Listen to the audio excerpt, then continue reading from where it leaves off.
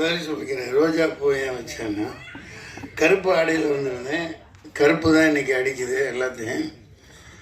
சரி, ஒரு இந்த கொத்தைனி எங்கே கை கிடைக்க போகுதோ, பாவம் தயாரிப்பாளர் ரொம்ப செலவழித்து கொண்டாந்தாரா, சரி ஒன்றை எடுத்துக்குவோம். சட்டை கிழிஞ்சிருக்கு, அதை மறைக்கிறதுக்காக குத்தி வச்சிட்டேன். பார்க்க அழகாக இருக்கா?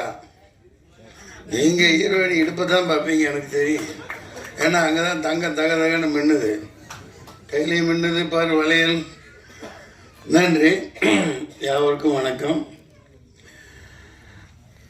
மக்கள் தொடர்பாளர் சுரேஷ், சதீஷ், கவிதா தொகுப்பாளினி மற்றும் தேவராஜ் பத்திரிகையாளர், எல்லாருமே அனைத்து தாளிகையாளர்கள், பார்வையாளர்கள், திரைப்பட சுவைஞர்கள், இந்த படத்தின் தயாரிப்பாளர் அமெரிக்காவில் இருந்து வந்து எடுத்திருக்காங்க இல்லையா, அமெரிக்காவில் குமார் அவர்கள், மற்றும் இயக்குனர் அறிவழகன், ஈரம் பட இயக்குனர் அறிவழகன்.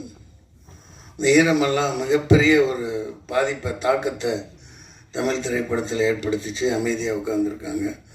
அவர்கிட்ட கௌதம் கோவிந்த் தானே, சரி, கௌதம் கணபதி. ஏன்னா எனக்கு என்னமோ அந்த அம்னீசியா மாதிரி நிறையா வந்துருச்சு, தெரிய மாட்டேங்குது. மற்றும் புதுமுக இசையமைப்பாளர் மனோஜ், ஆர்ட் டைரக்டர். நல்லா போட்டிருந்தீங்க, செட்டு மாதிரியே தெரில. இந்த துப்பாக்கியெல்லாம் ஒரிஜினல் மாதிரியே இருந்துச்சு. நான் ஷூட் பண்ணியிருந்தா எதுவும் அவ்வளோதான், குண்டு பாஞ்சிருக்கோம். அற்புதமாக பண்ணியிருந்தாங்க. இளம் கதாநாயகன் நல்லா அழகாக இருக்காங்க.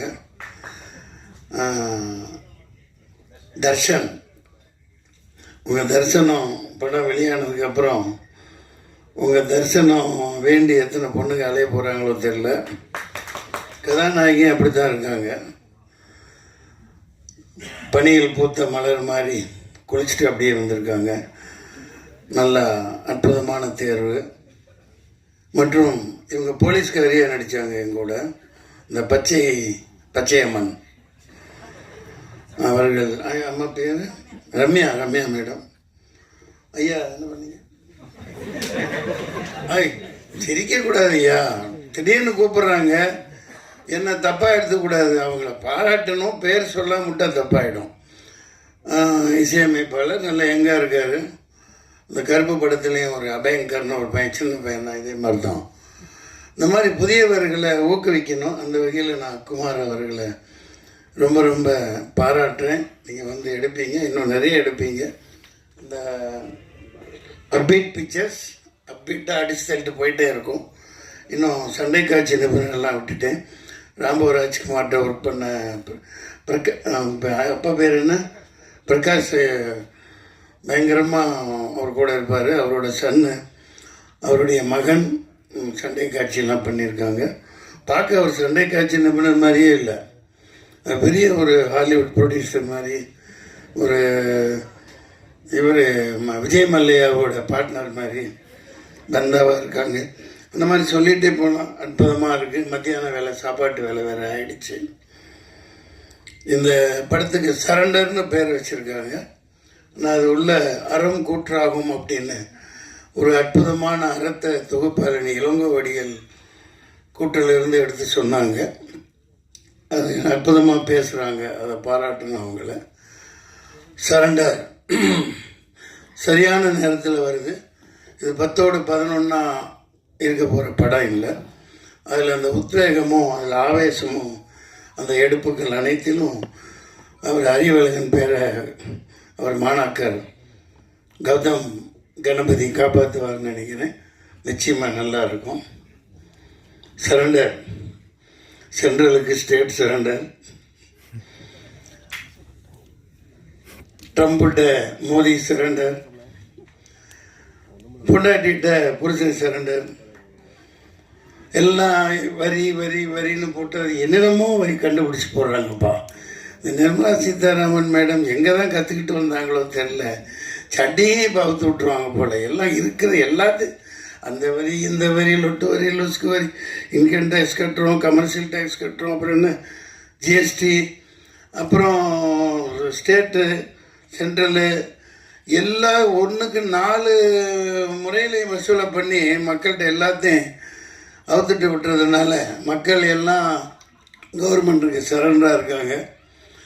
அதனால் இந்த தேர்தலில் ஒரு மாற்றமும் புரட்சியும் வெடிக்கணும். இந்த படம் அதுக்கு ஒரு முத்தாய்ப்பாக அமைன்னு நினைக்கிறேன். இனிய மத்தியான வேலை உங்களை சந்தித்ததில் மகிழ்ச்சி. எதுவும் பிரியாணி போடுறீங்களா? சாப்பிட்டீங்களா? அதுக்குல்ல கேட்டேன். மதியான வேலையாச்சே முடிஞ்சு போனோம்னா சாப்பிடணுமே மக்கள், அதெல்லாம் போடுவாங்க. உங்களை சந்தித்ததில் மகிழ்ச்சி. இதில் நான் எனக்கு என்ன பிரச்சனைன்னா 2 நிமிஷம் எடுத்துக்கலாம். எனக்கு போவேன், என் மேனேஜர் சொல்லுவான் இங்கே ஷூட்டிங்க இந்த இது அவ்வளோதான். நான் யார் என்னென்ன பார்க்க மாட்டேன். அதனால தான் கொஞ்சம் அந்த அறிவுலகனை பார்த்து எனக்கு அடையாளம் தெரியல சொல்கிறது இல்லையா. நான் பாட்டுக்கு நடிப்பாச்சே முடிச்சுட்டு நான் பாட்டுக்கு வண்டியில் உட்காந்து போயிட்டே இருப்பேன். அப்படியே பழகிட்டோம் இவ்வளோ வரைக்கும். அதனால் பல இழப்புகளை நான் சந்திச்சிருக்கேன். பட்டு நம்ம அதிகமாக லோடு எடுத்துக்க முடியாது இல்லையா. அந்த வகையில் இப்போது பல படங்கள் வந்துக்கிட்டே இருக்குது. ஒரே மூஞ்சி போர் அடிக்கிற பெரிய ஹீரோன்னு போட்டு ஒரு ஆளுகளவே சளிப்படைகிற மாதிரி படங்கள் வந்துட்டு இருக்கு. அது தவறு இல்லையா. மக்களே வெறுப்படைகிறாங்க. என்னடா இவன் படத்தை போய் எத்தனை தடவை பார்க்குறது, வேறு நடிகனே கூட பார்க்குறது இல்லையா அப்படின்னு. அதனால நீங்கள் சரியான தேர்வு யங்ஸ்டர்ஸை ஊக்குவிக்கணும். கதைகளே அந்த மாதிரி பயங்கரமாக செலவழித்து எடுத்திருக்கீங்க. இந்த படம் மிகப்பெரிய வெற்றி அடையும். நன்றி, வணக்கம்.